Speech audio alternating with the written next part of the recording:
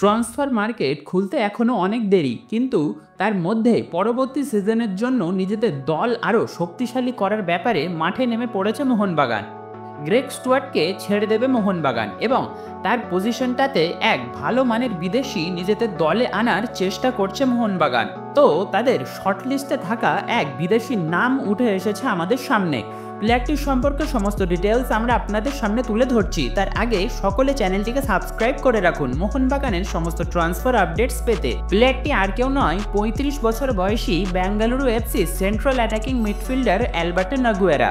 তিনি এবছর যথেষ্ট ভালো ছন্দে ছিলেন এবং বেঙ্গালুরু এফসির আক্রমণ তৈরি করতে তিনি যথেষ্ট ভালো ভূমিকা নিয়েছিলেন। যদিও তার বয়স 35, কিন্তু তার প্লেইং স্টাইল এবং তার বল ক্যারিং এবিলিটি অন্যান্য আইএসএল এর বিদেশির তুলনায় যথেষ্ট ভালো। যদিও মোহনবাগান এখনও অফিসিয়াল অফার কিছুই পাঠায়নি বেঙ্গালুরু এফসিকে। আবার এদিকে এই মরশুমের শেষেই তার কন্ট্রাক্ট এক্সপায়ার হয়ে যাচ্ছে।